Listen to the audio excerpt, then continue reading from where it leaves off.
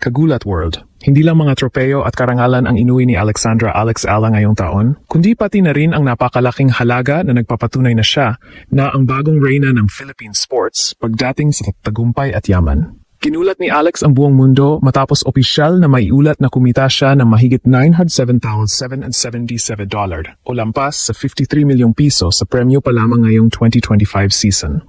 Ang halagang ito ay higit na triple kumpara sa kanyang kinita noong nakaraang taon, na nagpapakita ng kanyang mabilis na pag-akyat sa world rankings kung saan naabot niya ang career high na world number 50. Sa listahan ng WTA prize money leaders, pumuwesto si Alex sa ika-74 na spot, isang pambihirang tagumpay para sa isang atletang Pilipino sa larangan ng tennis. Ang sikreto sa likod ng kanyang pagyaman ay ang kanyang matapang na pagpasok sa mga top-tier tournaments gaya ng Grand Slams at WTA 1000 events. Ang pinakamalaking paycheck ni Alex ay nanggaling sa kanyang makasaysayang semifinal run sa Miami Open, kung saan tinalo niya ang mga higante gaya ni Iga Swiatek at Jelena Ostapenko upang makubra ang mahigit $332,000. Dahil sa kanyang pagpasok sa top 100, nagkaroon siya ng direct entry sa mga malalaking entablado na may garantisadong malaking premyo kahit sa unang round pa lamang. Ang tagumpay na ito ni Alex ay hindi lamang tungkol sa pera, kundi isang simbolo ng bunga ng kanyang matinding sakripisyo at dedikasyon sa laro. Ang taong 2025 ay hindi lamang matatala sa kasaysayan bilang ang taon kung kailan bumasag ng mga record si Alexandra Alex Ila sa world rankings, kundi ito rin ang taon ng kanyang tinatawag na Golden Harvest.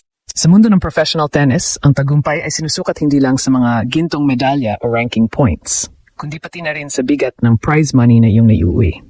At ngayong season, literal na niyanig ni Alex ang financial standings ng WTA matapos niya makamit at ang mahigit 7,777 o lampas sa 53 milyong piso.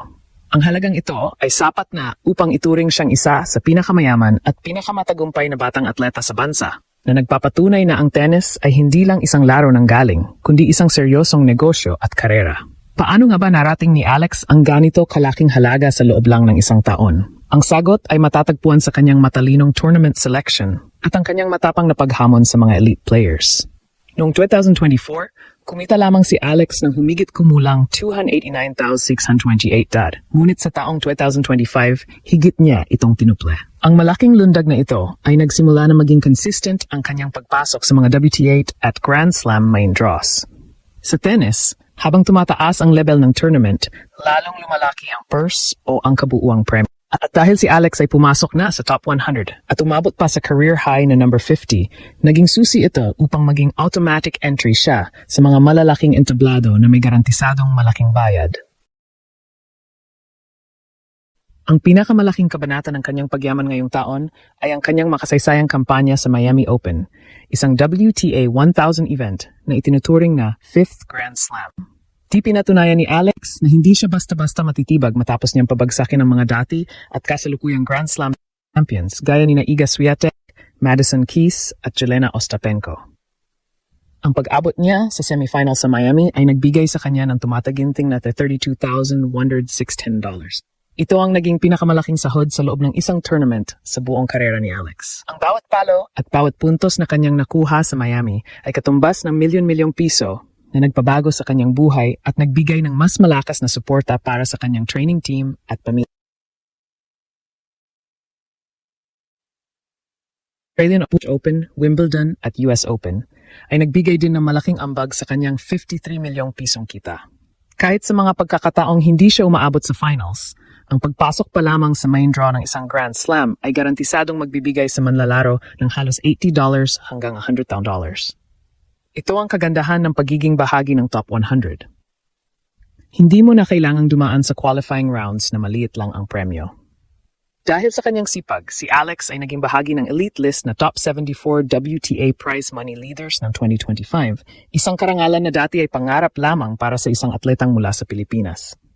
Ang tagumpay na ito ni Alex ay nagbibigay ng bagong pag-asa at inspirasyon sa mga kabataang Pilipino. Ipinapakita nito na sa tamang disiplina, sakripisyo at suporta, ang isang Pinoy ay kayang maging world-class, hindi lamang sa aspeto ng talento, kundi maging sa financial stability. Ang mahigit 50 milyong piso na ito ay simbolo ng lahat ng pawis at luha na ibinuhos niya sa Rafa Nadal Academy. At ating hihimayin kung saan nga ba napupunta ang ganitong kalaking halaga. At kung bakit ang deeper pockets ni Alex ay nangangahulugan din ng mas malakas na puwersa para sa Philippine tennis sa hinaharap. Bagamat nakaahulog pa nga ang halagang 53 milyong piso na kinita ni Alex Ella ngayong 2025. Kailangang intindihin ng mga fans na sa mundo ng professional tennis, ang pera ay kasunod lamang ng isang mas mahalagang bagay, ang WTA ranking. Noong nagsimula ang taon, si Alex ay nasa labas pa ng elite circle. Ngunit dahil sa kanyang sunod-sunod na panalo, lalo na ang pag-akyat niya mula number 140 patungong number 75 noong Marso, nagbukas ang mga pinto na dati ay nakasara. Ang pagiging world number 53 at peaking sa number 50. Ang tunay na dahilan kung bakit naging multimillionaire si Alex ngayong taon. Ang pagpasok sa top 100 ay parang pagkakaroon ng golden ticket sa mundo ng tennis. Kapag nasa loob ka ng ranggong ito, garantisado na ang iyong puwesto sa main draw ng 4 na Grand Slams, ang Australian Open, Roland Garros, Wimbledon at US Open. Bakit ito mahalaga sa usapang pera? Dahil sa isang Grand Slam, kahit matalo ka pa sa unang round around 128, ang premyo ay madalas na naglalaro sa $80,000 hanggang $100, mahigit 4.5 hanggang 5.5 milyong piso.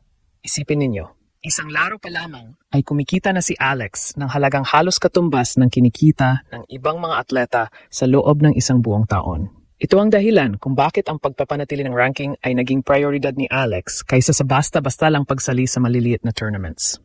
Dahil sa kanyang mataas na ranking, hindi na kailangan ni Alex na dumaan sa madugo at nakakapagod na qualifying rounds kung saan maliit lamang ang premyo at malaki ang banta ng pagkatalo.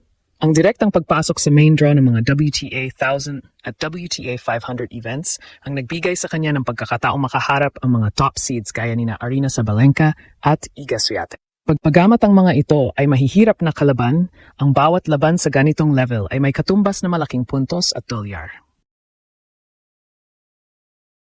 Ang logic dito ay simple. The more prestigious the tournament is, the bigger the purse. At dahil si Alex ay naging paboritong giant killer ngayong 2025, ang kanyang bank account ay sumasalamin sa hirap na kanyang pinagdaanan sa court.